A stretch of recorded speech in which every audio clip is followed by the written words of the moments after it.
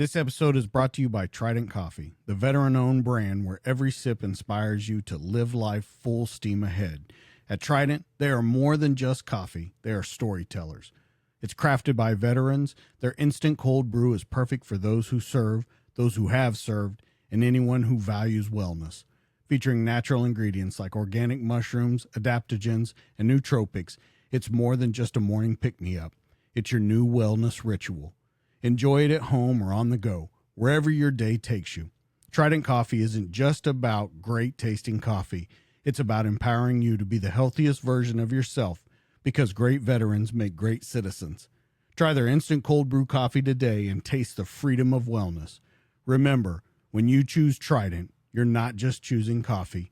You're choosing a path of connection through health and wellness. Use promo code DTD15 for 15% off your order. 3, 2, 1, and we're live.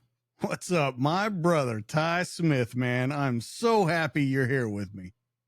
Dude, I'm so happy to be back. I was stoked when you hit me up and asked me to come back on the show. I literally couldn't wait for tonight to get here. Yeah, man. I told you that I saw a bunch of stuff that you've been doing. You've been posting. You've been going wild on the business front, and we're gonna see how that MBV paid off for you now because it's about to get turned up real loud in Phoenix. So, man, That's like I right. said, I'm so glad you're here. You know, we had lunch when you were in Dallas a little while ago, and I just kind of want to get an update to everyone on you. Your show was a big hit. People really liked your story, and I want to get some more of it and talk about what this next step is that you're trying to do. Let's talk about just since you were here last time. What's been up with you? Well, what hasn't been up with me, man? I have been extremely busy since the last time I've come on the show. So I have established my residence out in Scottsdale, Arizona since then. And so now I'm doing the back and forth between Scottsdale and Coronado because my youngest daughter's still here in Coronado. So I'm still here at least half the time with my baby girl. But I got to tell you, I love Phoenix and Scottsdale, Arizona. It just feels different. The energy is different. People are cool. Man, I haven't had even a suspect interaction with anyone since I've been, going back and forth between Coronado and Scottsdale. So I got nothing but good things to say about the great state of Arizona. And also, since we last spoke, I've started writing my autobiography finally, because there have just been so many people over the years that have come to me and said, "Hey, man, you really, really need to write a book. People really need to hear your story. You're going to touch people that grew up in, economically challenging situations like you did, people that have dreams of becoming a special operations commando, and everybody around them is telling them that they're crazy and they can never do it. Um, Folks that are out there that are already very elite, high performing people that are just, constantly looking to grow and become even more elite. Like me, I'm looking to grow all day, every day. Again, I can roll with a white belt in jiu-jitsu and learn something from that person. So I've decided to listen to those people and start writing it. I was a little hesitant to write this story because I didn't want to be another SEAL out waving the SEAL flag, writing a Navy SEAL book, right? There are plenty of those out there. But now in this new season of my life and this new season of maturity that God has blessed me with, I truly understand the importance of getting that story out there. So I'm really excited to be in the middle of that project. I'm planning to wrap up all of my edits by the end of September, but of course, it's going to have to go through DoD screening after that, so it could still be another 6 to 8 months after that before I publish. But that is coming soon. And lastly, as you said, you've seen me really busy on social media lately, which is something that people typically don't see me do unless it's LinkedIn. But it's because I launched Hero Consulting over the last couple of months, which is a leadership development, executive coaching, and lifestyle coaching business. And I launched Hero Consulting over the last couple of months, primarily because, again, in the current season of my life, I fully understand how blessed and highly favored by God I am, and how tragic would it be if I didn't share that testimony with other people so that they understand that God is always with them. You can do whatever you put your mind, your heart, and your soul to. Keep God out in front. There's no one that can stop you from accomplishing your goals other than you. And if there's anybody that has been through the ups and downs of life, and that can help to coach people through their own ups and downs based on experience, I believe with my whole heart that that person is me. And so I launched Hero Consulting as a way for me to give back to people and to help grow people. And I just want to spread more light out into the world. Let's talk about you. You say this season of your life. There's been quite a few changes. Ones that I learned when you were here in Dallas with me having lunch. Um, we can get as deep into it or as kind of as ground based as you want. You But know, I I'm an think open book, brother. well, I'm an open book. So I know, but I know that some of this stuff is pretty personal, and I don't want to put it out there. But I felt it when you were in Dallas, and when we had lunch, and then even now in talking to you, you've almost turned over a second new leaf. You seem, I guess the word would be more outgoing, more ready to reach out to people, ready to talk. I really want to talk about this phase of your life, this, whatever you want to call it, this season of your life, and the things that have happened and why it's taken a positive spin when it most definitely could have taken a very negative spin. yeah. So how do I begin? Well, life is difficult, right? Marriage is even more difficult. And when you and I had lunch down in Dallas, I was still pretty much at the beginning of a divorce that was just a really, really tough pill for me to swallow because I didn't want it. And, my ex-wife is the mother of my youngest child, Josephine, who's 6. And, I've been through divorce before when I was in the SEAL teams, and I just didn't ever want to do it again. And I certainly didn't want Josephine to grow up in a household where she doesn't have both of her parents there at her disposal at all times. And I feel as though I really, really gave it a go. I gave this person 9.5, almost 10 years of my life. And the way the marriage ended, to be completely honest with you, brother, it shattered my heart into a million pieces. I've never felt pain like that in my life. I didn't even know I had feelings like that inside of me. And so when that happened, like I was explaining to you at lunch that day, I didn't, it's not that I reclused because I didn't, but I was very, very careful about where and with whom I was spending my energy, because there's nothing like going through a situation in which you feel like you are truly being reduced to nothing and torn down to the studs, or even worse, the house just isn't there anymore. It's just leaving a bare foundation on the ground, to make a person either go, hey, that's it, I give up, I quit, or I'm never going to quit. I don't care how bad it hurts. I don't care how dire the situation becomes. I'm not going to quit.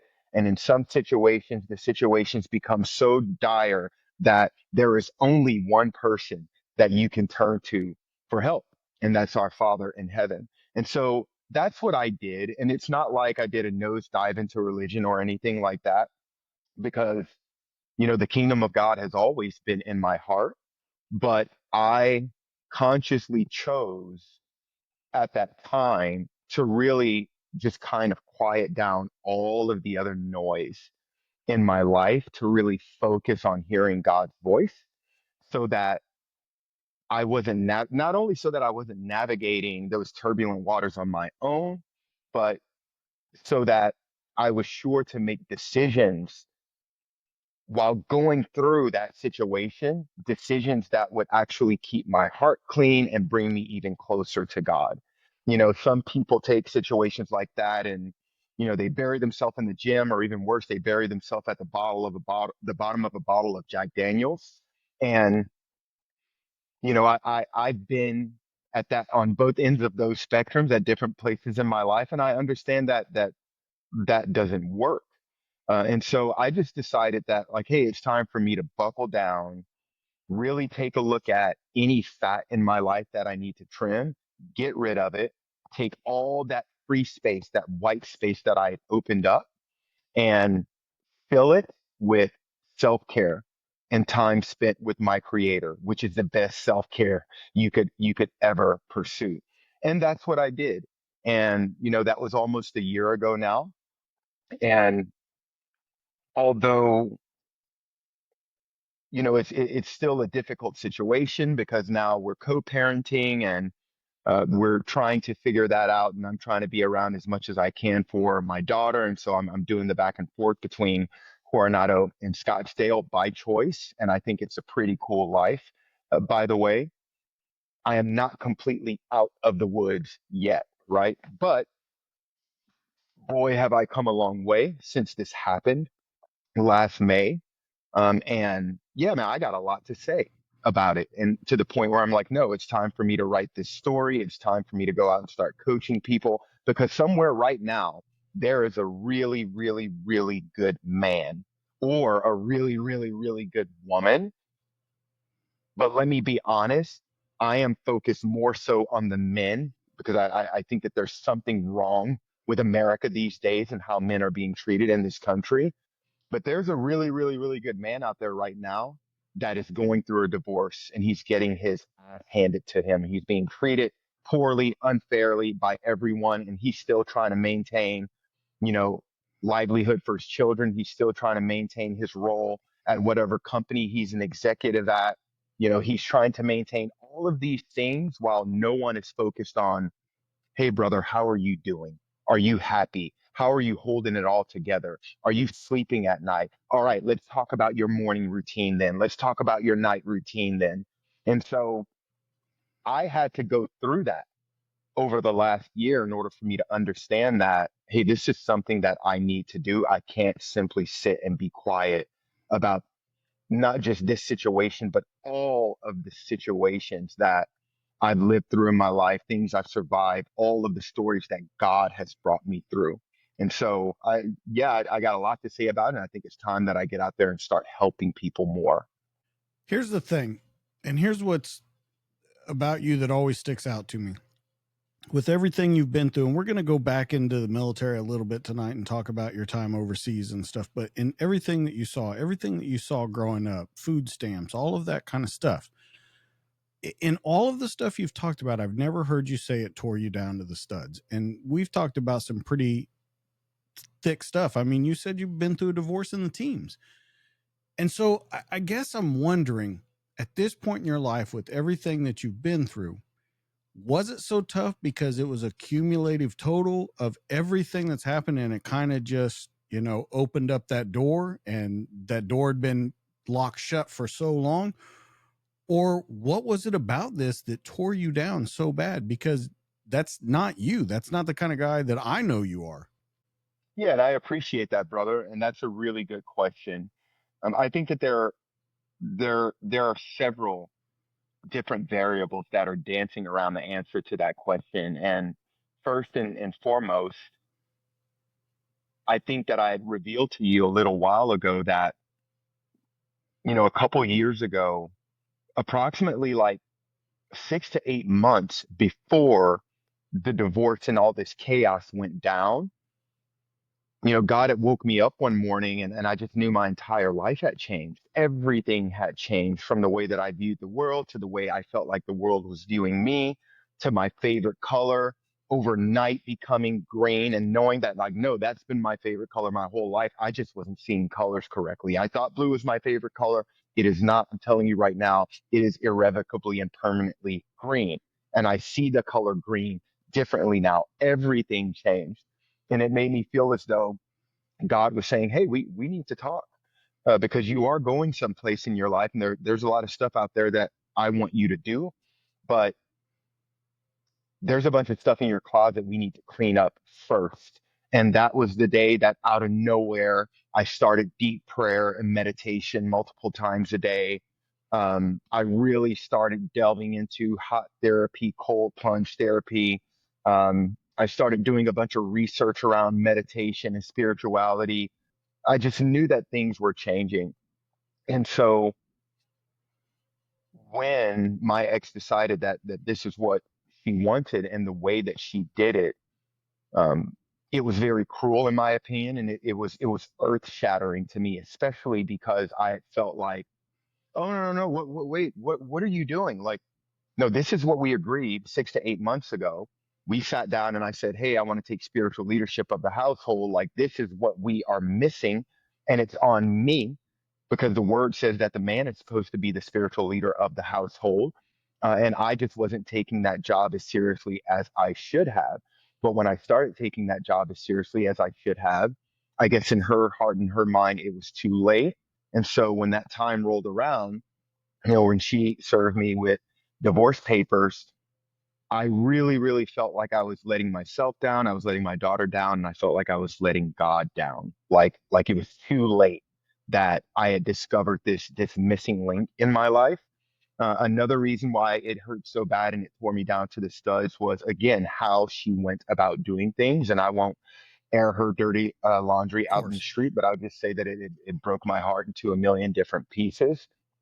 And then lastly, I go back to my little girl. I didn't want her growing up in a house where her father wasn't there all the time because I grew up without a father my entire life, pretty much. You and I talked about that before. And I didn't want my daughter to grow up going through anything even remotely close to that. I couldn't imagine the idea of my daughter having daddy issues or abandonment issues. And so when all of that went down, like it hurt me so bad. The only thing I could do was get in the car and drive to Arizona.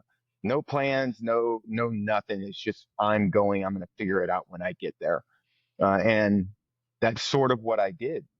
And so, yeah, man, there were a few different things that just really caused me to just kind of feel like my earth was shattering. But here's the flip side to that coin, brother. Um, my house was torn down to the foundation, but that's a good thing because it revealed something to me that there was a crack in the foundation of my house. And so it didn't matter what kind of house I built on top of that foundation, it was always going to be weak. It was always going to crumble. And it was like God was showing me that, like, hey, I did this on purpose. And now I'm going to lay a new foundation for you. And you're going to build a house on a foundation that I've laid for you that will never, ever be torn down. And so I could focus on all of the hurt and the pain, and I could have ill will and feelings towards my ex, which I don't, not a single one, by the way. Or I can look at the flip side to the coin because again, there's the yin and the yang. For every good, there's a bad. For every up, there's down. Where there's darkness, there's light. I'm simply choosing to focus on the light of the situation, which is, hey, I am that much closer to my Father in heaven. I am that much better of a human being for my tribe. I am that much better of an example for my children and people that are looking up to me and people that are going to come to me for my advice as an executive or lifestyle or mindset coach. So I'm choosing to focus on the good that has come out of this and a tremendous amount of good is coming out of it. Like it's crazy to think that good comes out of something as ugly as divorce, but make no mistake, a tremendous amount of good has come from this separation. And all I can do is sit back and thank God for his cosmically awesome ways, even though I don't understand them. So let's go back to your military career for a minute. Well, you know what? Let's go back even further. Let's go back to growing up because you just mentioned it again. You grew up without a father. We know your mother. We know the story of her being in law enforcement, all of that kind of stuff. And you said that you don't want your kid to see that. When you look back at the person that was growing up there and you look at your daughter, what is it that you compare and contrast with it? Because either what you're trying to do differently about the situation or just the hand you've been dealt in that situation. What are you doing differently now to make sure that that doesn't happen to this next generation that you say you're trying so hard to fix? Yeah, that's a great question. So, first and foremost, and I'm addressing this from the standpoint of not just being a father, and I'm talking about my children in particular, because again, that's one of the reasons why I'm writing the autobiography is because I want this story to reach and transform as many lives as possible, and all of the other children out there growing up in places like where I grew up, in some of the streets where you're still working these days, and I want to actually transform those people's lives and show them that actually they're in charge. You are in charge of transforming your own life. And so if I went through these situations growing up and I looked up and realized there was nobody of this world coming to save me, and so I got to get up and go save myself, then I want those people to learn and understand that they can do that too. And it doesn't matter who you are, where you come from, what gender you are, what your sexual orientation is, none of that. It's all about you and your spirit and you allowing the spirit of God to move through you and to help you enable you to do the things that you're trying to do. And so I think that one of the best ways I can do that is just by putting my own story out there and being a leader by example, and walking people through or even walking kids through the process of, hey, this is how you get up and save yourself. And when it comes to my children in particular, I just pay a bunch of attention toward making sure that I'm communicating with them. For my little girl in particular, since she's gone through this transition with me and my ex, I've been sure to pay particular attention to her and how I'm communicating with her. And making sure that she is only getting light from me, right? Because I feel like she's got to deal with enough chaos. But when she's with dad, chaos is the last thing she should get. And so I really focus on making sure that she's getting nothing but peace and light when she's with me so that she understands the contrast. And as she gets older, she can choose how she wants to carry herself. If she wants to carry herself in chaos, like some people actively choose to do, or if she wants to carry herself in the role of a light worker, someone that believes in God and Jesus and living in a manner in which we're at least trying to walk this planet in Jesus' image. And so I'm not shy about talking to my children about how I feel about God and Jesus. I am not shy about talking to them about what it means to be a good person and a servant leader and to not be someone that is just completely self-absorbed and consumed with themselves and what they can get from other people from them. Rather, like, no, you should be going out and giving. I have no issues with talking to my children about tithing and what it means to actually tithe and give not just your money, but your time to people. And how good it makes you feel when you can step back, see somebody who's taking the training wheels off based off things that you've taught them, and now they're growing and going on their own. So I just try to take a very active and intrusive role in showing them the contrast. I talk to them about what my life was like growing up, minus a father, and I do everything in my power to actively show them the contrast so that they understand how good they have it. All right. So, two questions come from that. The first one is you have definitely stepped up with your religion. I have. And since I've known you, and I look back today, we've known each other since about the end of 22. So, we've known each other for about 3 years now. And you always had religion in your background, like you said, with your mom and everything like that, but you've definitely stepped it up. The first question that I have of that is it strange to your children when you talk to them about this, because you've never been afraid to talk to them about it, but you seem more that you want to talk about it more to them now? Is it a strange thing for them to see you like this, and are they understanding kind of what you're going through, or is it I mean, is it going like very easily? It's a smooth transition because I feel like it would be kind of a hard transition if you know about it, but it's not spoken about a lot. Is that right in that feeling?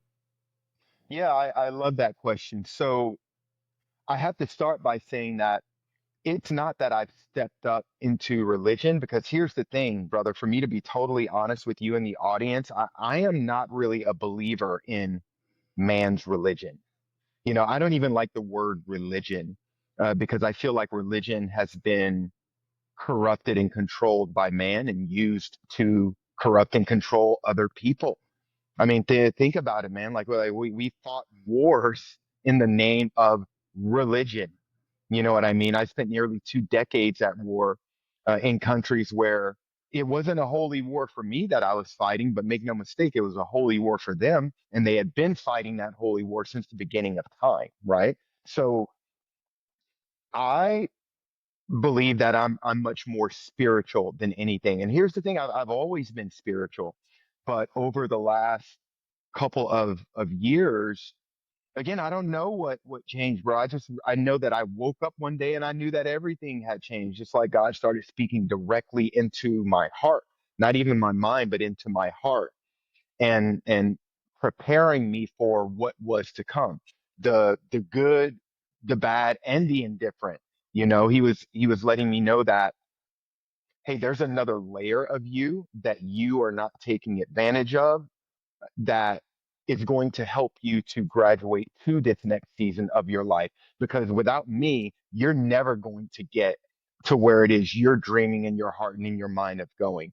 You can get there. I have that for you, by the way, but you're never going to get there without me. And it wasn't that somebody pulled me aside and told me that. It was something I just woke up one day and went, oh my gosh, like, yeah, I'm listening to you. And I'm really sorry if I wasn't listening before. And so now, when I talk to my children about it, it's not strange. I don't think it's crazy or different coming from their perspective. I think they're kind of used to dad being a super spiritual person anyway. I've just never been so overt with it as I have been over the last couple of years. Now, my middle child, my she's my middle child now, Tyler, my 25-year-old daughter. Um, he is exactly like me. And she's kind of struggling with the idea a little bit around religion and spirituality. And I think that that is a result of some things that she's gone through in her life. But I don't worry about it. First and foremost, I talk to God about it, and I know He's got her just like He had me when I was going through the same types of emotions when I was her age. Because think about it. When I was Tyler's age, I was I had just come into the SEAL teams a couple of years before that. I had just experienced my first deployment, as an active duty SEAL, and I experienced things even in that deployment that without a doubt pulled me away from God, because I struggled to understand how how us humans are allowed to be so ugly to one another when I know that there is a God. And it caused me to start questioning God's motives, which one should never do. I don't recommend that to anyone, by the way. And so, God pulled me through that, and I'm certain that God's going to pull my daughter through that too. But she is, of the three, she is my middle child, my oldest daughter, Tyler. She is the one that, um, if there is any strangeness or any difficulty in the conversation, it is with her. But I think it's normal given where she is in her life, and she's gonna have to go through more things in order for her to graduate to the next season of her life, where she realizes that she was never alone through any of the stuff that she went through. Even the times where she didn't really want to be bothered by God, he was still there. And so I'm just gonna be patient and wait for God to do his thing, and wait for her to get there, and it'll be fine. But with my son and my youngest daughter, I mean, with JoJo, she's only 6. And so, like, not really anything is strange to her, but she just knows that dad talks to her about God and Jesus and how much he loves her all the time. And I think my son is used to it. So here's the thing. You just mentioned it when you talked about the SEAL teams and that you went through your rough patch. I want to talk about a couple of examples that you experienced, because here's where a lot of people will, I think, looking from the outside that haven't been military, haven't been law enforcement, first responder, anything like that, they're going to look from the outside and they're going to go, wait a minute, you had trouble understanding how people could be so ugly to each other, when in fact you signed up for a job, and a very specific oriented job, where you're doing bad things to bad people all the time. And so people go, well, I don't understand. If you had such a problem with it, why would you do that? Because you did it for a long time too. So let's talk about specific examples of where you kind of lost that faith when you saw something, and when you kind of gained it back, and then how you kind of write that in your brain that I have trouble with this, yet I want to do this job until it's time for me not to do this job anymore. Yeah, so I can tell you the moment that I started distancing myself from my faith in God, and it was during my first deployment to Afghanistan. I think it was 2004, 2005, something like that. And my team and I had hit a target looking for some bad people. And as we were going through clearing the target, um, I remember some guys went right. I was one of the guys that went left, and I was getting ready to make entry into what appeared to be a room that was on the left side of the compound. And as I was getting ready to make entry into this room, the two little beautiful twin Afghani girls that must have been two, no more than 3 years old, man. They came, waddling and screaming out of that room as I was getting ready to go in, to the point where I almost trampled these two little girls. Thank God I didn't. Uh, but they just kind of got out of the way. And fortunately, none of my teammates behind them stepped on them either. And I remember being a little distracted from that moment going into that room, thinking like, dear God, I almost hurt those kids. Like, even if I would have just stepped on them, like, I don't know if I could live with that. Again, that's not me. Like, I'm a protector of people. Children are Jesus' special friends, and they're mine too. I have always been a person that loves kids, and little kids have always been attracted to me for some reason. And so later that night, I could just remember kind of sitting in my hooch, and tears coming down my eyes, thinking like, dear God, like, what are we doing? What are we doing here? You know, um, I could have hurt a kid, two beautiful little twin Afghani girls. Like, I could have hurt them. What am I doing? And I struggled with that for a very long time. And I will fast forward to the end of my career in order to answer the second part of the question. And I have to, I have to be completely honest when I say that by the time I got to my last deployment, man, I had witnessed so many real life miracles, things that happened right before my eyes, that there's no way those things should have happened, or there was no way I should have survived that, or there was no way my friends should have survived that.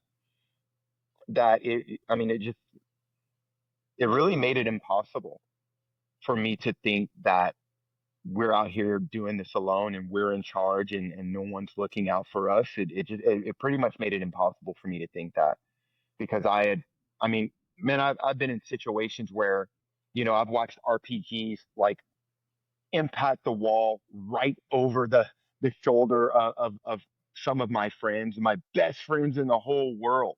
Like when I was a platoon chief, the thing just hits the wall, falls on the ground, doesn't detonate. I've watched God save my friends' lives and my life on so many occasions that it's even hard to compute sometimes. And so, I'm one of those people that I try to continually grow, and I'm always trying to analyze, hey, what's real and what's not. And when it comes down to it, every single one of those situations, brother, I don't have an explanation for it. I don't. The only explanation is God. The only explanation is that you just witnessed a miracle. You literally just witnessed your friend standing there trying to fix a malfunction in his rifle while three dudes are no more than 10 feet away from him shooting, and not a single person hits him. Three different dudes shooting at him, and not a single one of them hits him. And he finally gets his weapon up and zips them all up. As others, all of us are screaming like, "Hey, get in the vehicle!" or blah blah blah blah blah. Like I've just seen so many situations like that where I would be a fool to not believe that there is a God and He loves us and He's protecting us. And sometimes God allows and sometimes God orders us to do things that we consider to be ugly to other human beings, for the greater good of the world. So I don't have any problems whatsoever with the lives that I have taken while I was doing that job, because I knew that those were bad people. And so I didn't have any problem with that at all. And I still don't have any problem with that. Even during biblical times, there was war, right? Because people believed in more than one God, and God wasn't going to have that. And so he had his tribe stand up against people that didn't believe in him and wanted to worship false idols and false gods. So really, like, not much has changed from that back then. We still have evil people. We still have rape and murder and famine, believe it or not. In 2025, there's still famine on this planet, right? So not much has changed.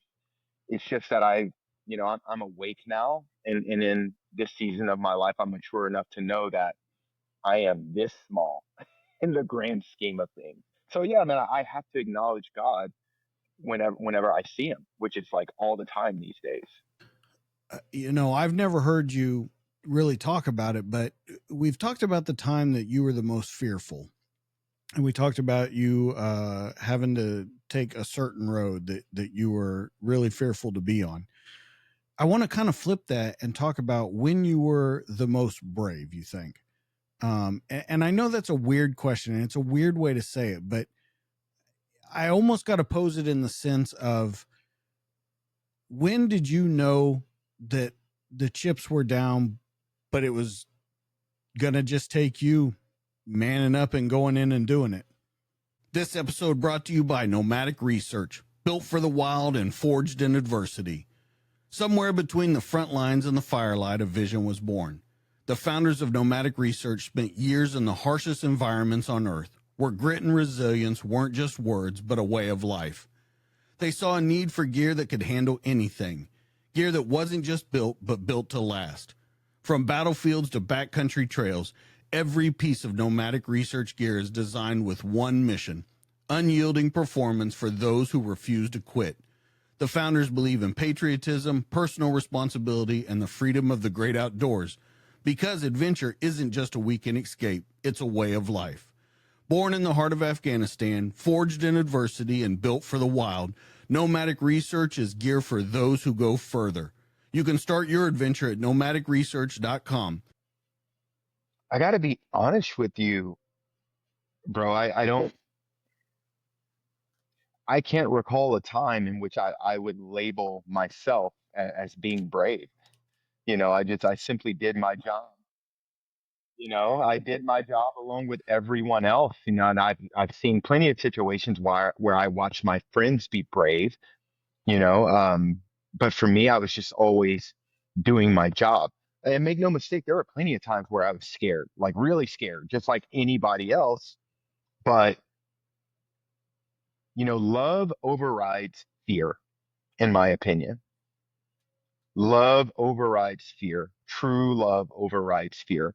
So there have been plenty of times where I have been afraid, but there hasn't been a single time that I was so afraid that it trumped how much I love my brothers and what I would be willing to go through in order to take care of them and make sure that they got back home to their loved ones. Like there are no limits. I don't care how afraid I am or was. So I wouldn't really consider myself brave, or I did that because I was brave, or I got that valor award because I was brave. No, I was just doing my job.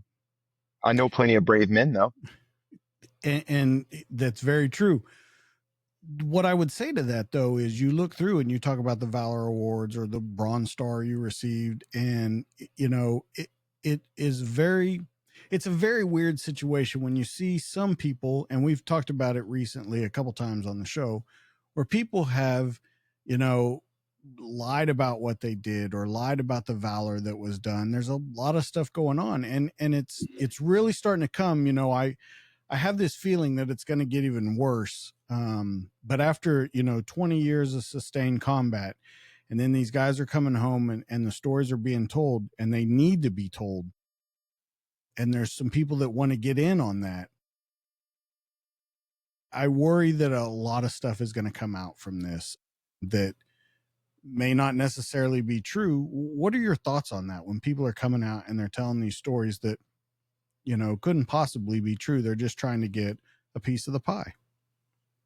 I mean, it makes me sad, but it primarily makes me sad for those people because obviously there's some insecurity there that causes them to feel as though what they did do wasn't enough. It makes them feel as though they are insufficient, or even worse, for the people that were never even in the military and they're going around telling people these crazy stories and that they were a Navy SEAL. And I just feel sadness for those people because I know that those people aren't happy with themselves. They're not happy with the person that looks back at them when they look in the mirror. And I don't wish that on anyone. I think that people should love themselves. And in fact, I think that's what a lot of people are missing is, we spend so much time loving on everyone else. We forget to love ourselves. And how can you properly love someone else if you're not in love with yourself first? You should be in love with you. The kingdom of God is right in the center of your heart, and so those people, I don't, like, I swear to you, I don't get mad at them. I don't want to go and find those people and embarrass and humiliate them. Um, I just, I'll go shut myself in a room by myself and pray for them because those are human beings that need help in some way, shape, or form. Well, and the reason I asked that question is because you're getting ready to be on that chopping block with this book. Whatever you tell in this book, it's going to go through DoD approval and all of that kind of stuff. Hmm. But you're definitely putting yourself out on Front Street, and you're going to take some strays with it. Yeah, and here's the thing, man. I don't care. I've already spoken with my boys, the guys whose opinions actually matter to me, and they understand where I am in my life. They understand everything that I'm doing and why I am doing it, and I have their support. And that's all that matters to me. Anyone else, I mean, you know the deal, bro. Haters gonna hate. So I just don't care. Can we talk about the book a little bit right now, Hmm. let's kind of get the not only the synopsis of it, but kind of walk us through the book of what you're trying to do with the book. I'm trying to do is transform people's lives. I want people to understand that, again, you are capable of doing anything that you put your heart and mind to. It doesn't matter how humble your beginnings were. You can do anything you want.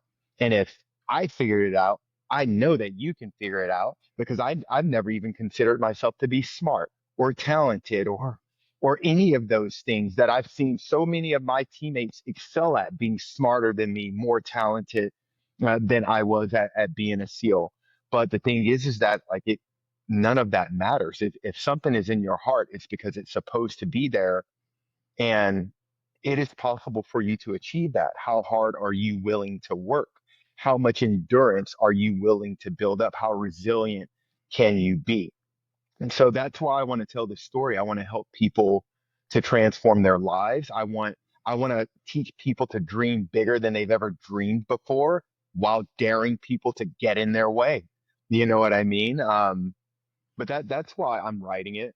And also I want to, like I truly believe that I am walking testimony of God's grace because there are so many situations that I should not have survived, but I did. Even in life, there are so many situations that, I could have failed at and it would completely change the entire trajectory of my life. But I didn't for whatever reason. God helped me. I smartened up. Um, I matured a little bit. Who knows? But there are so many situations that, again, I just feel like it would be a tragedy if I were to take on those situations by myself and give all of the credit to me and I did this and I'm awesome and I'm smart and I'm badass. It's like, no. In fact, that's what people expect to hear from guys like me. And I want to blow their minds and I want to show them that even, a big, tough, strong Navy SEAL who's done all of this crazy stuff and accomplished all of these things, like even I report to somebody. You know what I mean? Even I humble myself before my creator. And by the way, that is the key to your life. So I want to go out and share that testimony with people because I want people to get to the level of success that I've achieved much faster than I did and with much less pain than what I had to endure, if it be God's will, right? And so, that pretty much is the synopsis of the book. It's an autobiography. So I'm starting at the very beginning of my life and I'm going all the way through present day. And I'm also doing something within the book that I'm finding to be extremely cathartic, especially because I didn't grow up with a father. Throughout the book, I am planting in certain parts of the book letters that I have written to my younger self. So I wrote a letter from my 46-year-old self to my 7-year-old self, right about the time a lot of the trauma started. I wrote a letter to myself, as a 20-year-old guy, a couple years into the Navy, out living life, partying and blah, blah, blah, blah, blah. I wrote a letter to my 31-year-old self, like, hey, I've gone through some things. Divorce sucks. This is what I'm learning from all this. This is what I learned. Now that I'm way past it, I can look back on it and go, oh, okay, I didn't see that side of it when I was stuck over here, but now I can see it. And this is how it's making me better today. And I'm finding that to be really, really cathartic because as I kind of journal all that stuff out, it's kind of pulling out angles to the situation that I hadn't previously seen until I sat down and just by nuance went through every second of those situations. So give us an example. So I'll go back to the letter that I wrote to my 7-year-old self. Some of the things that, if my 7-year-old self were sitting in front of me right now, some of the things that I would say to him, first and foremost, I would say, I love you and you're enough exactly how you are. You are already perfect exactly how you are. I would say to him, hey, I'm really sorry that you don't have a dad to be there and to help you to navigate life, but it is okay. Like that's not on you. Doesn't have anything to do with you. Doesn't have anything to do with your mom. Like this is God's will. God has a plan for you, regardless of whether you can see it right now or not. And by the way, did I mention that, I am a grown-up man looking at you and telling you, I love you, dude. You're a little kid, a little boy. I'm telling you right now, there are men out there that love you. You're not you're not yearning for the love of a father. You have a father already. up in heaven. He loves you very, very much too. And that's why your life is going to turn out to be so incredibly awesome. Now, don't get too excited because you're going to go through a lot of pain getting to where it is that you are ultimately going. You're going to have to build a lot of resilience. You're going to have to endure, certain things that no children should ever have to endure. But I want you to know that I'm there with you the whole time. You might not see me, you might not feel me, you might not hear me, but I want you to know I am there with you the entire time. And even though you might not understand what the hell is happening to you or why it's happening to you because you're only 7 years old, by the time you get to my age, I promise you're going to have a much better understanding of all of it because you're going to be the strongest person you know. And you are going to be providing light to other people that don't have that strength. They went through all the stuff you went through, but they don't have your strength. And they need people like you to fill their cups. And so it might not be what you want to hear right now, but that is what I'm here to tell you. And that's a part of the message that I wrote to my 7 year old self. I almost feel, and I want to play devil's advocate for a minute with you. I almost feel like all of that stuff you went through, that made you who you are, though. Exactly why I said that. Yeah, Without every single thing that happened, you're not the guy sitting in front of me talking right now. You're not the guy that spent a career in the teams and all of those things. And I almost think though sometimes that we forget about that you got to struggle a little bit. So it's good that you put that in the letter that you're going to have to struggle. But I really feel like if you would have had that father around, you and I wouldn't be talking right now. well, not necessarily. And you're absolutely right in everything you said, but there's a sliver that's laying in between what you said and what I said, and that sliver of space is what I think gets guys like us in trouble when we become adults. Because within that sliver, that's where the ego gets big as a result of what you didn't have or the loss that you felt. Within that sliver is where all of that trauma is lying and trying to figure out where it's going to get out. Is it going to get out by me punching a heavy bag or is it going to get out by me punching someone? Right. And so where I am in my life now, I feel like I've arrived in this place where I realize inside of every single one of us, there is still that little kid that has been traumatized in some way, shape, or form or another. And when you fast forward into adult life, think about it, man. When somebody is angry and they're losing their shit and they're yelling, blah, blah, blah, blah, blah, is that person acting like an adult or are they acting like a child? That person is acting like the scared little traumatized child that is inside of them. And so I think it's extremely important that we as grown-ups have the ability to look inward, look in ourselves and address that little kid that's still in there, that kid that went through all of that stuff growing up in East St. Louis, growing up without a dad, getting bullied, not having a lot of money, not always having, uh, you know, as much food to eat as he wanted to have, or all of these things. That little kid is still in me. Make no mistake. And so he still needs to be taken care of. He still needs to be fostered so that when things aren't going my way, he doesn't come out, right? And start showing his ass and throwing a tantrum. And so I think that it's very, very important that we spend time talking to ourselves and talking to that traumatized child inside of us so that, and I don't, maybe it's impossible to heal some of that trauma, but if it is at all possible, I think it requires you watering that seed or talking to that child inside of you and acknowledging all of the stuff that child went through and actually having those conversations about, well, this is what I learned from it. And you know what? My buddy DJ is right. I wouldn't be the person that I am today had I not gone through that stuff.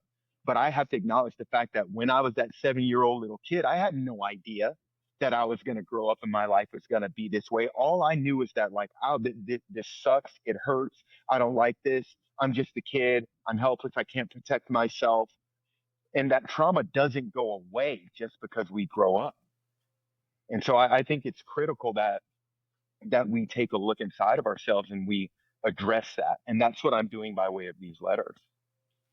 So that growing up like that, getting bullied, getting beat up, how do you think that affected you in the teams?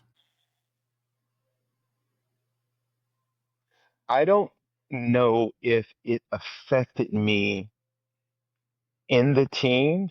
It certainly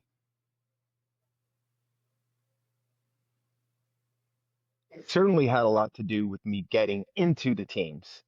It had a lot to do with me even developing that dream of wanting to be a Navy SEAL. It had a lot to do with me.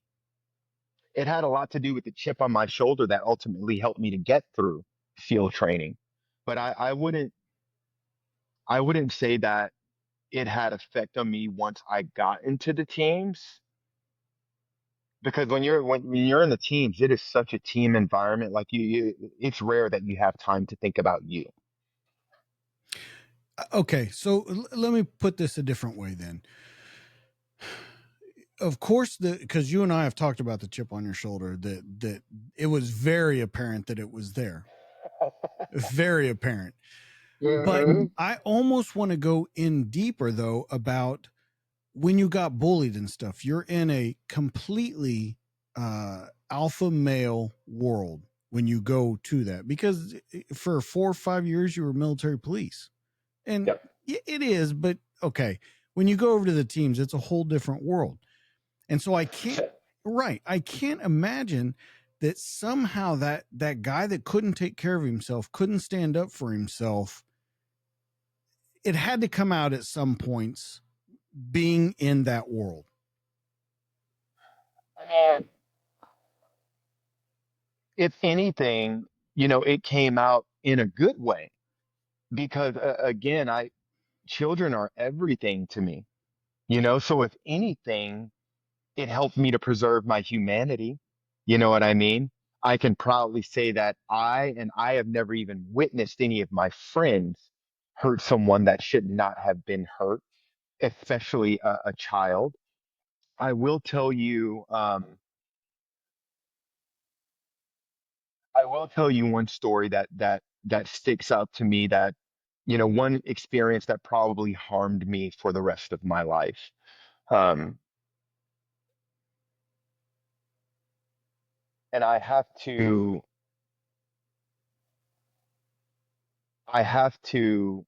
admit that it could have a connection to the fact that, I grew up with less than, or I grew up getting bullied.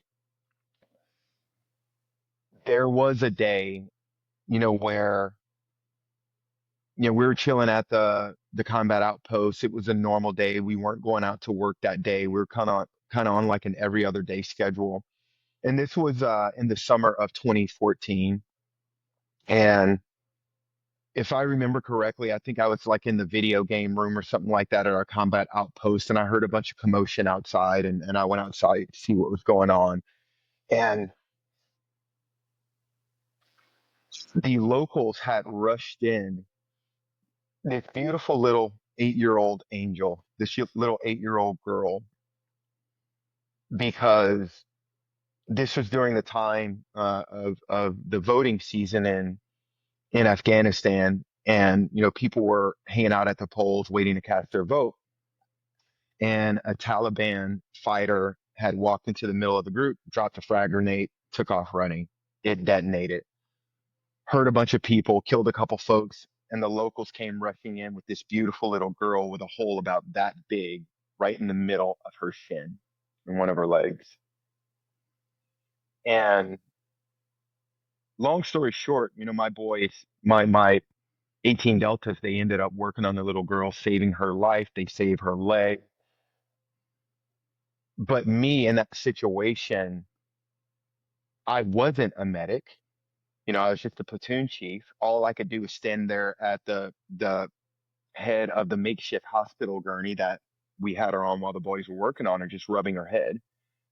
She was unconscious, and my boys are working on her. And I got to tell you, I have never, ever in my life felt that kind of rage. I have never in my entire 46 years felt that kind of overwhelming violence of rage at the idea that a grown up could do that. Anyone but a grown up could do that to a child, and I'm sure that brought some of that, getting bullied out of me, because all I knew was I wanted to find that dude and I wanted him to pay severely for what he had done to that precious little girl. And so, if anything, man, it made me that much more intent on preserving my own humanity by being a good person and not being a bully myself once I got into this super powerful position. It made me that much better of a person, of a human being, not just an operator, but a human being. But I don't, honestly, I can't recall a situation where I felt like I, handled the situation poorly as a result of, the fact that I got bullied when I was a kid. Okay. If anything, it made me go harder. It made me want to try harder to protect people. Okay. And so let's go a little deeper into that. You've never felt that much rage. That stuff doesn't subside quickly. So how long after that event you got special intent in your heart when you're out on missions? Oh, I had special intent the very next day when we went out and found the Jagoff. You know, I had very special intent in my heart for him. And he got exactly what he had coming. But again, man, I just glory be to God. I never allowed my heart to be corrupted that way. Dude, if there was ever a time where I could have allowed that to come out of me, it would have been when Extortion 17 was shot down and I was augmenting One True. We were all extremely angry. We were heartbroken at the loss of our friends. We were angry. We were all confused and like, how does this happen? How could that have happened? You know, the boys on that bird, these were men that were larger than life. Again, these were men that were there were men on that bird that had more talent in their right hand than I have in my entire being, and for me it was very confusing, like how in the hell could that happen to them? But even then, we were professional. Every single one of us, not a single one of us went out and started doing sway stuff because we were angry. And it never even crossed my mind. It never even crossed my mind to use that as an excuse to go out and behave in a manner that was unbecoming of a special operations commando representing the United States of America. The story that you said it was summer of 14. And when we talked a little while ago, you said your first deployment, 04, with the teams. Yeah. So we're talking 10 years of combat right then. You have to lose pieces of you after 10 years. Of course. So you and I have never really got into the nitty gritty of that. We've talked a little bit about PTS. We've talked a little bit about fear, but I gotta ask you this time, what do you think you lost? We've talked a lot about the good and you haven't lost your humanity but you definitely lost stuff. Light. That's what I lost, bro. I lost light and it was replaced with darkness. And the darkness is all consuming. And what I lost in the light was I lost happiness. I lost belief in humanity. I was losing belief in God. I was losing belief that I was meant to be more than who I was at that time and doing what I was doing. Um, I had certainly lost belief in me having a really good and really cool life like I have, but after the SEAL teams, I couldn't even see past the SEAL teams. So overall, I think I lost light and it was replaced by darkness. Did you think you would survive the teams? I've talked to a couple guys that didn't think they were gonna. They lost all that stuff, but they didn't think they were gonna make it out. Like that. That was their destiny. No, I never felt that way. I never felt that way. I always looked forward. Again, like I Of said, it had course. always been my plan to go into federal law enforcement after the team. So I was always looking forward. Um, but I knew that when I retired, I knew I was a changed person forever. When you look at all of those guys you're with, the buddies that we talk about, Ben, you look at all these guys that you did all this time with, and you see they lost pieces of themselves. And then you look at the totality of the war, 20 years of combat and what it did to these people, and all the people we're losing to suicide. When you look back on that career and you look back on everything you did, I understand that it was worth it. Don't get me wrong, it was worth what we did. What you guys did. It's worth it what we do in law enforcement. But sometimes, do you ever look at it and go, "Man, I don't know. I don't know." All the time, all the time, especially considering how we pulled out of Afghanistan. Like, don't even get me to going down that road. Like, you want to see me get hurt and pissed off. And yeah, you know, the way we pulled out of Afghanistan, I thought was so poor and so unprofessional and so un-American, uh, that it caused me, along with everybody else, to go, well, what the hell was it all for? Why did my friends have to die? Just so that we could turn around and exit the country the way that we did. And by the way, what did we change? Well, like, see, no, tell me, what did we change? Nothing, right? Because I've been to Afghanistan several times, right? I spent a good amount of my life there, and I'm telling you, every time I come back, it looks the same. I leave, I come back, it looks the same. I leave, it come back, I come back, it looks the same. And then when we pulled out of there the way that we did with our tails tucked between our legs, it still looked the same then. So there's a very strong part of me, even now today, that I try not to allow myself to go too far down that rabbit hole, because that rabbit hole is there where I'm kind of like, man, what did we do all that stuff for? Why did my friends have to die? I'm at a place in my life now where if I were in charge, it's like I am not sending another single one of my lions to trade for any of the sheep that are cruising around this planet. Not one more is worth the single life of one American soldier. I'm just not doing it. Y'all leave us alone. We'll leave you alone. And I'm serious. Leave us alone or else. Because I'm not the other guys. I will hammer your entire world. You touch one of my citizens, right? Um, but I'm at a place where I'm kind of like, yeah, man, it's at least the way that we have fought wars in the past, it doesn't really seem to be worth it. What are we doing? Politicians are getting something out of all of it, but what did my friends get out of it other than death? What did their families get out of it other than a gold star? Let me ask you, what did you get out of it? Perspective. I certainly got perspective out of it. I got strength out of it. I got leadership experience out of it. I got camaraderie and friends out of it. Um, I got scars out of it, some scars that won't ever heal, right? I got a broken body out of it. I got a damaged brain that took me years to repair out of it. Glory be to God, I am repaired, but what about all of my friends out there? What about the 22 a day that can't figure out how to complete that reparation and they take their own lives, right?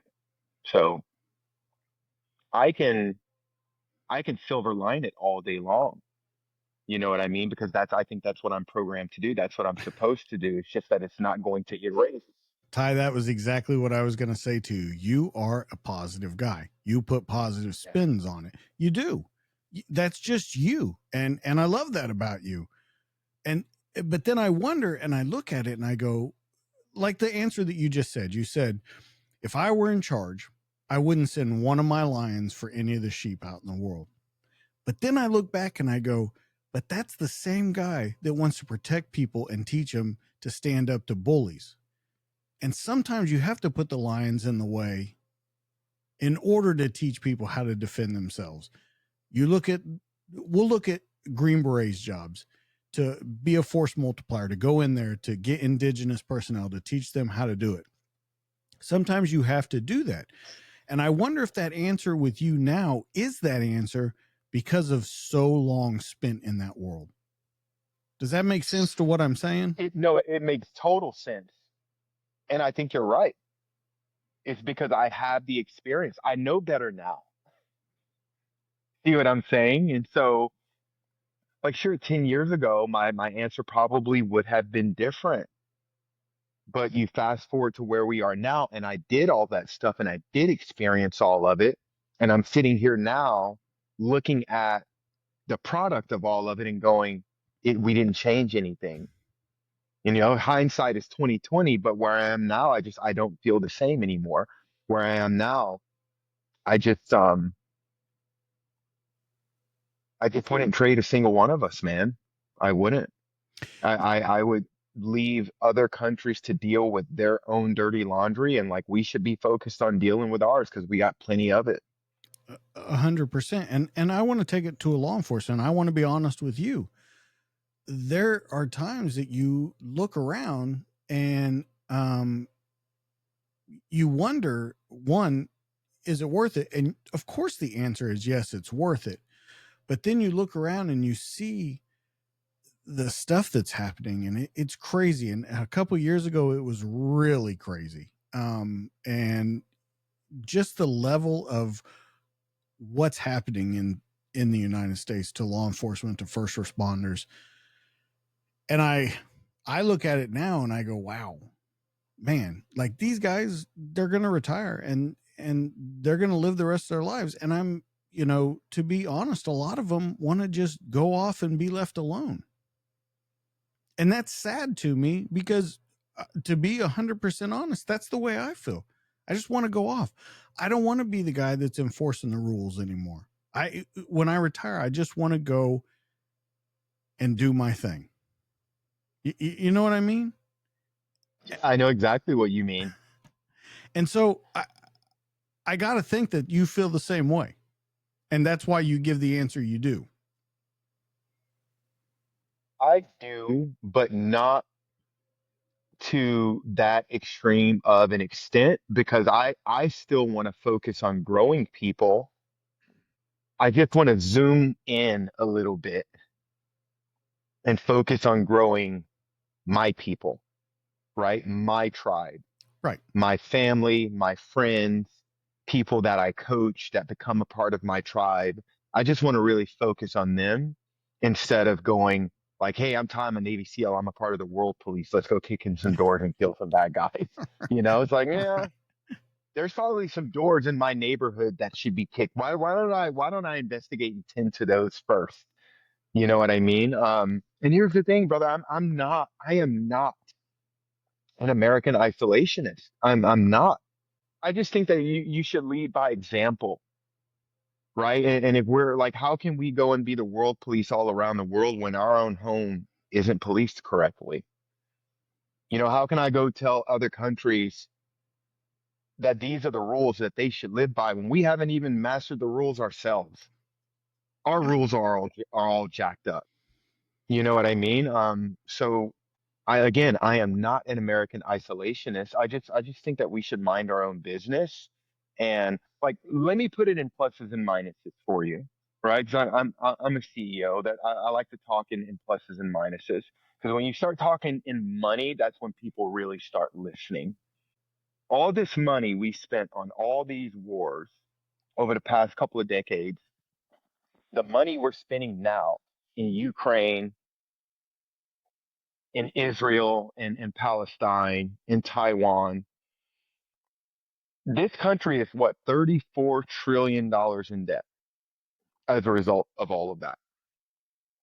Brother, can you imagine how amazing this country would be if we took that $34 trillion and invested it right here in the United States of America? Can you imagine how amazing this country would be? If we had that money right now and said, we're gonna, hey, we're gonna fix all of our stuff. No, we're serious this time. We're really going to win the war on drugs. Not a single another American kid is going to die from a fentanyl overdose.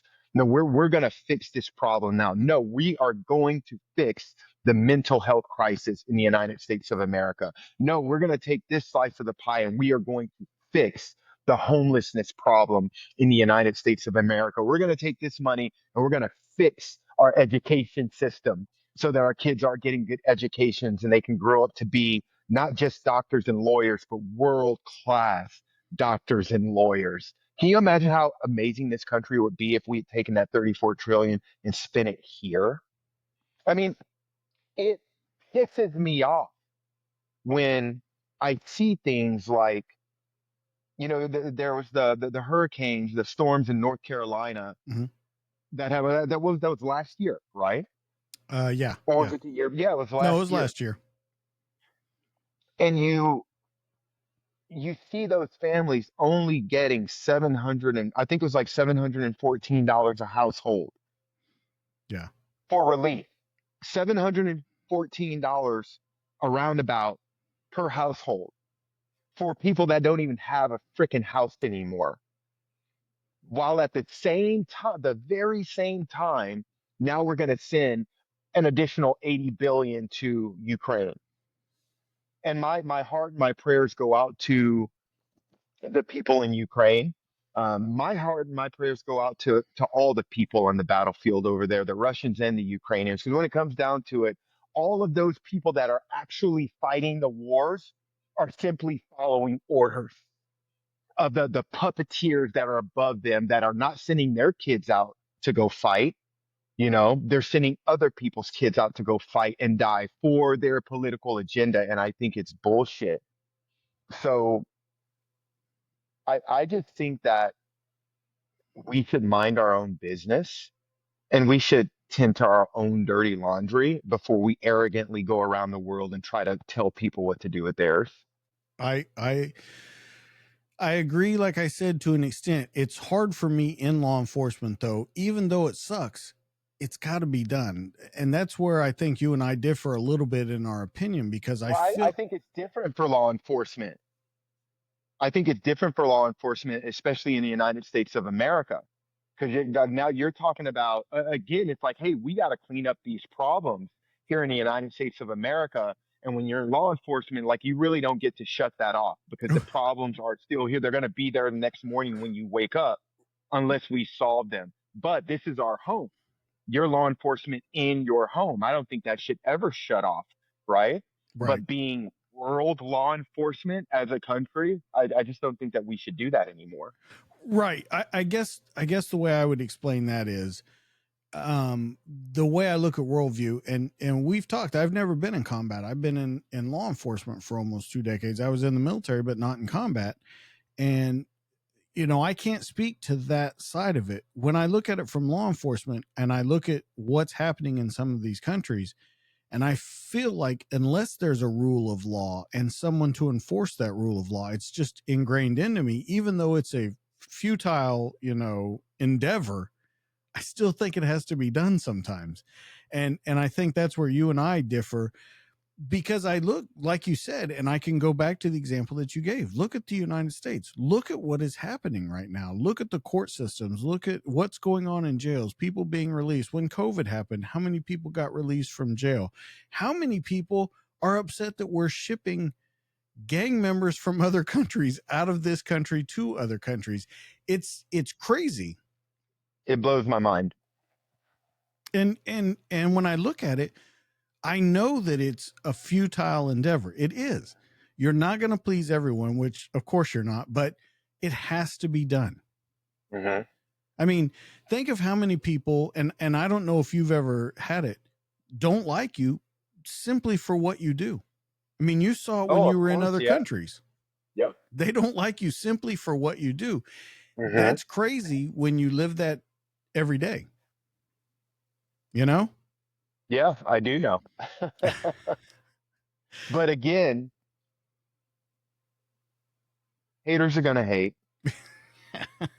Yeah. Seriously, haters are gonna hate. People are the same and different all at the same time. Some people are ignorant, and I don't say that pejoratively. I say that in that like you don't know what you don't know. Like when I hear people out talking trash about law enforcement and first responders, I feel sorry for those people. Because I'm like, you don't know what you don't know. Like, dude, you probably never even been punched in the face, have you?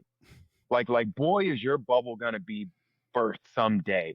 And like you're not even gonna be able to handle it. Like you are that delusional as to how the world actually works.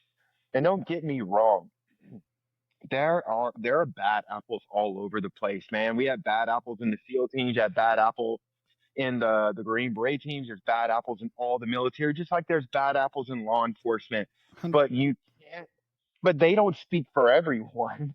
You know what I mean? You can't label like some of the videos that piss me off the most are when you see like black cops down in Atlanta getting spit on and taking shit from black people in Atlanta just because they're cops.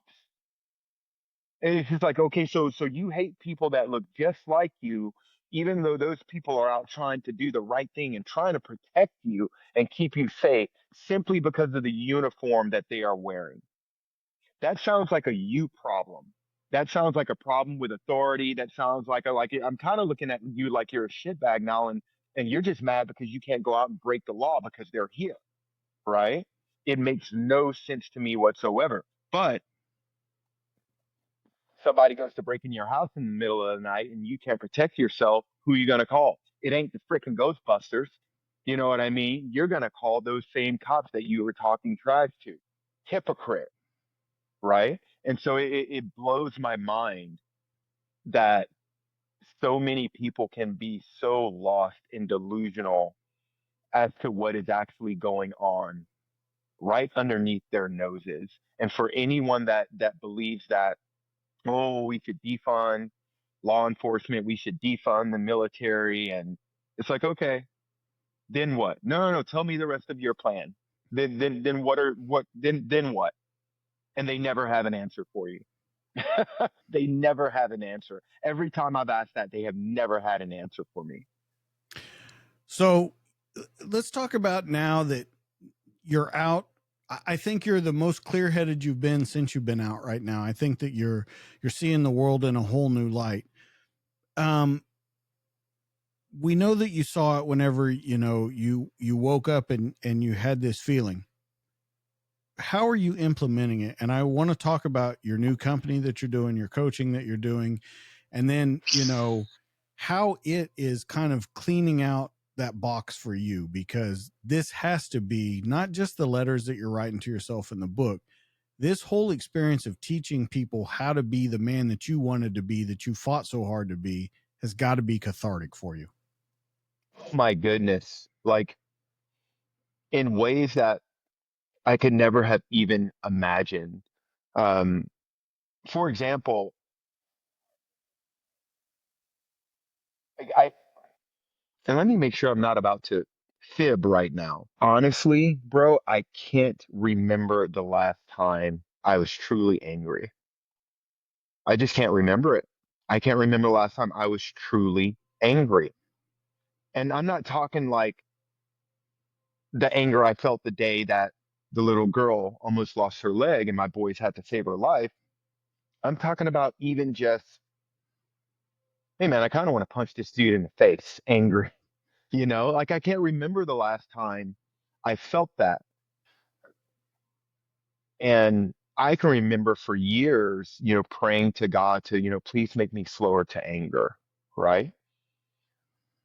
But now I feel like I'm in a place where I'm like, I'm kind of beyond that.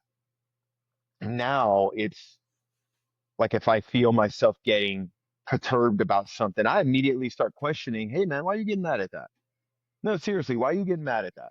How is that affecting you? Or, hey, can you learn something from this real quick? Can you learn something from this? Ah, okay, yeah, I wasn't thinking about that. I'll immediately go into self talk and start trying to see, hey, again, what angles am I not seeing? Because when I was over here, I can't see what's on the other side of it. So can I start imagining, all right, what's on the other side of that I'm not seeing?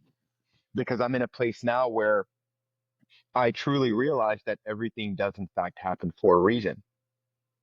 We're not always going to understand. In fact, I think most of the time we're not going to understand. But I've gotten to a place in my life and in my heart where I realize that I don't need to. I don't always need to understand. It is my responsibility, not anyone else's.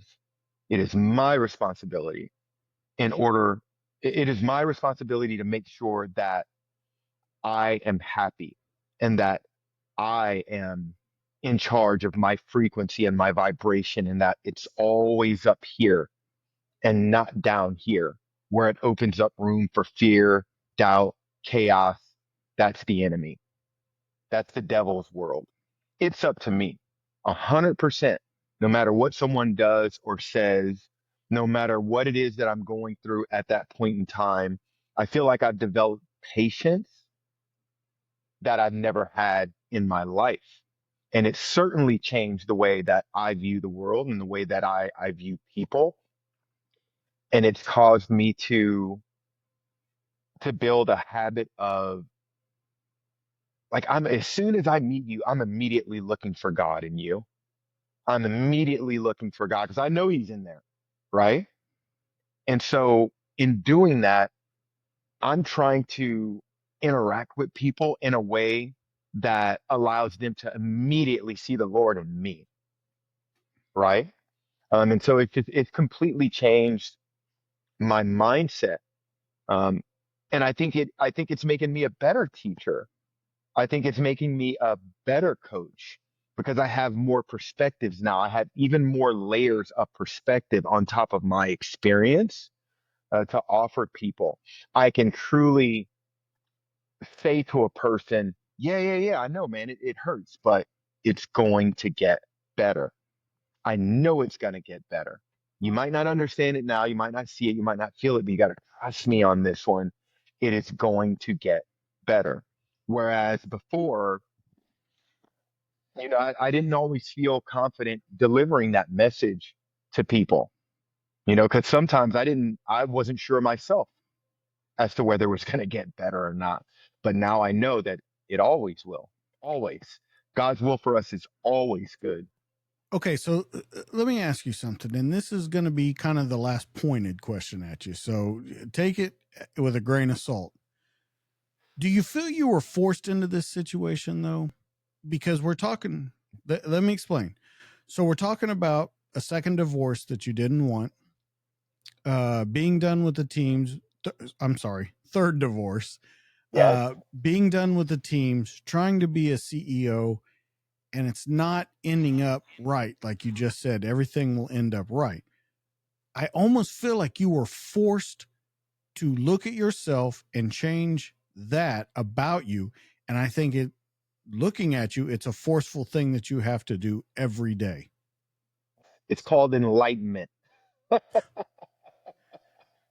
Yes, I agree with you. Absolutely. So on that day that you woke up and you thought this, did you think I'm doing it completely wrong? Oh my gosh. Yeah, that's exactly what I thought. Like I've been going about this all wrong. Um, like I didn't understand energy back then. I didn't understand frequency and vibration back then. I didn't understand that I have the power to manifest every single thing that I want in my life. And I am doing that. And I'm going to have it regardless of who wants me to have it or not. Again, just don't get in my way, right? I didn't understand any of that back then. And you know what I was doing?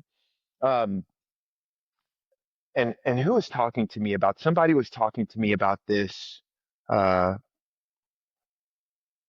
over the last couple of days, or I could be confusing myself because I may have been listening to a podcast with Mickey Singer where he was talking about this, but uh, I don't want to plagiarize other people's words, so these are not my words, but this is a really good description of how I was living then compared to how I'm living now.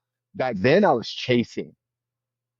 Now, I'm simply attracting what it is I want or who it is I want. I don't chase anything anymore. I simply flow and I go with the flow. Um, I don't chase my goals. I attract my goals. Doesn't mean that I don't have to die. So of course I still got to do the work. I still have to be a good person. I still got to do all the right things. But I'm just at a place in my mind and my heart now where I'm like, I don't need to chase. These things are mine already. That success of ComSafe being acquired someday, that's already done. The hell am I stressed out for? Why do I feel anxiety around that? Why am I going to be worried about whether I'm going to accomplish that or not? I've already accomplished it. I am already there. I don't need to chase anything. God wrote that dream on my heart for a reason. Because he wrote it there, that means it's already done. So why should I have any anxiety around it? So I don't chase things anymore. I attract them and I do my part. I leave the rest of it to my father and they magically appear. It's almost like magic. So yeah, I feel like I'm a different person now. It's like I'm still me, but I feel like I'm more awake, I'm more enlightened now than I was even just 2, 3 years ago. Do you think that with all this self reflection, because you spend a lot of time by yourself now, going back and forth between Phoenix, and do you think that you're ever lonely or you've moved past that? No, I'm never lonely. Okay. Yeah. No, in fact, I kind of love that 5.5 hours I have by myself in the car driving back and forth between Scottsdale and Coronado. For me, like, man, that is really peaceful time. I'm taking in information. I'm listening to one of your podcasts, or I'm listening to scripture. I'm listening to PVD or somebody. I'm just learning, but I love the stillness and the peace of it. So no, I The don't think that I feel lonely at all. the reason I ask that is because I think that's where we get off track a lot with a Mm. lot of guys is the loneliness.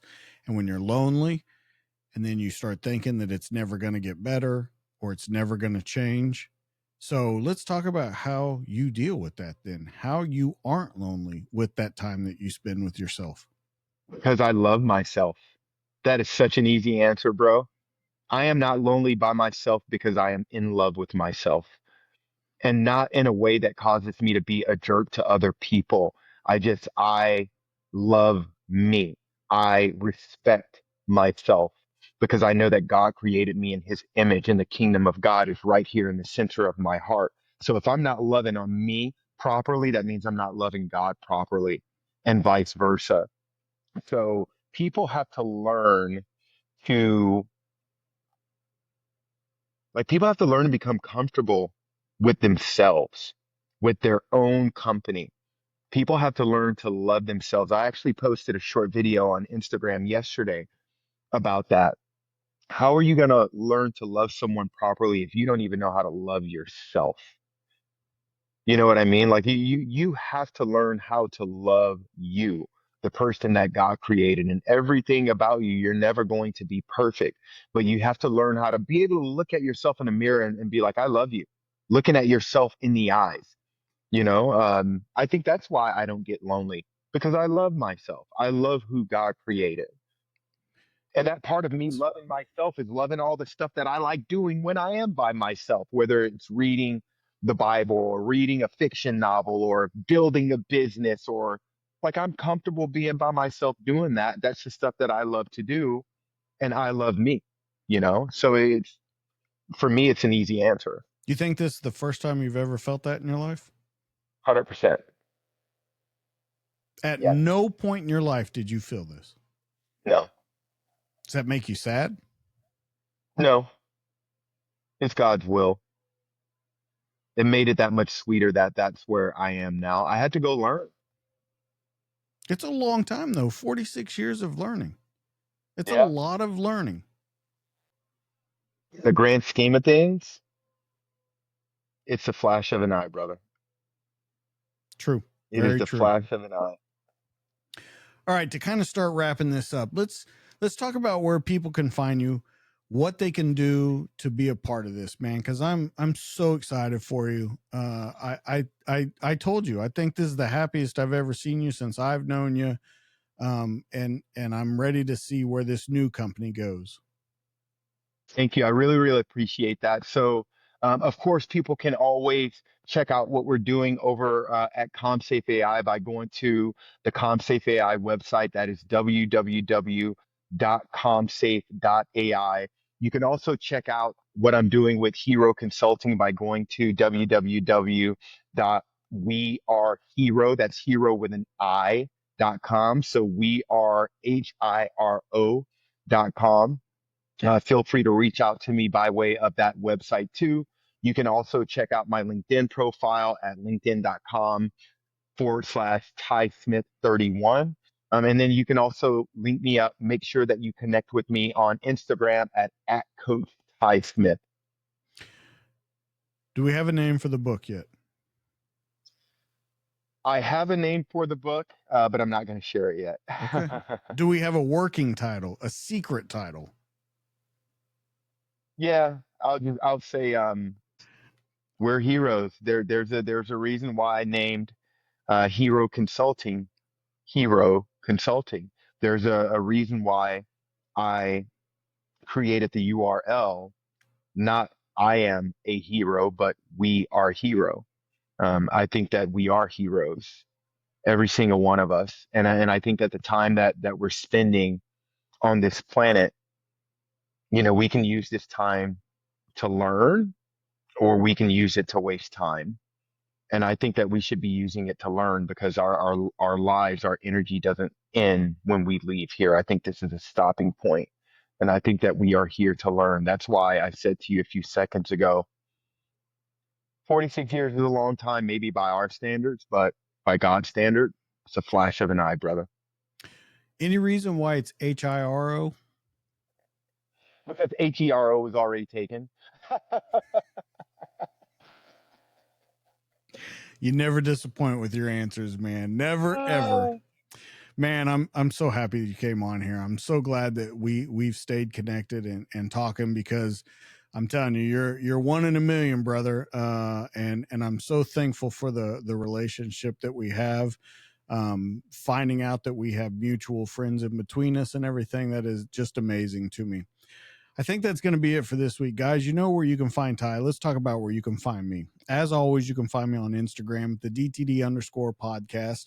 You can find me on Facebook at the DTD podcast. You can find me on YouTube where all these conversations they're in video form at the DTD podcast. But your one-stop shop, DTDpodcast.net. That's going to be audio, video. Ty's going to send me even more pictures to put up on there. You're going to be able to pick what you want. If you want to look at him when you're listening to this, or if you just want to listen to it. Either way, every way that you can listen to it is there. What we're doing on the show, who we're partnered with. And speaking of partners, let's talk about the guys that make this show happen. I want you guys to stop by and see these guys. Let's start with my buddies over at Nomadic Research. You see, I got the shirt on. I got a big box from them the other day. If you are looking for outdoor gear, if you're looking for outerwear, t-shirts, hoodies, hats, bags, anything that you can possibly think of to go out, Nomadic Research, those are the guys that do it. They make incredible gear at nomadicresearch.com. Go out and check those guys out. Also, if you're into the cold brew and coffee, nootropics, I see that I think I can probably sell you on it, Ty. My buddies over at tridentcoffee.com. DTD15 will get your 15% off your order. If you really want an unbelievable tasting and healthy for you, because when you choose them, you're not just choosing your coffee, you're choosing health, tridentcoffee.com. My buddy Mac Alexander down there in Florida at Max Belts, the toughest leather belt on earth. I say it every week. I got 2 of them. I wear them every single day, whether it's range wear, work wear, or dress wear. They've got you covered with their incredible line of belts, the toughest leather belts on earth. And check out my buddy Greg Walker down at hatchetbrewing.com. He's got all kinds of swag down there. Former Green Beret has really made a run at this. 2 brew houses are going now, and they have incredible swag, hats, hoodies, all of that kind of stuff that you can get from them. Hatchetbrewing.com. Make sure you go check them out. Guys, thank you so much for joining us, Ty. It was an honor to have you back on the show. Please join us on the next one. Make sure you are a friend and you tell a friend. Like, share, subscribe, all of those kind of things. Leave a comment. Tell me who you'd like to see on the show. That's it for this week. That's Ty. I'm DJ. This has been the show. We'll catch you guys later. Bye. This episode brought to you by Max Belts. Guys, are you looking for a perfect accessory to wear every single day for every single scenario? Well, you've come to the right place. We all know that nothing stands up to wear and tear like a good leather belt. If you're looking for the toughest leather belt on earth, then you've come to the right place. Max Belts. They're handcrafted in the USA by veterans who are serious about their craft. And if you're looking for a belt that's tough enough for your active lifestyle and help support those who've given so much to our country, look no further than Max Belts. It's the toughest belt on the planet. It's a perfect solution for casual or dress wear and ideal for utility and firearm carry. It's the highest caliber of American craftsmanship, and it also positively impacts our military charity partners. Once again, Max Belts, you can't go wrong with them. I wear them every day. They're the toughest belt on earth. And you can find all of this and so much more at maxbelts.com.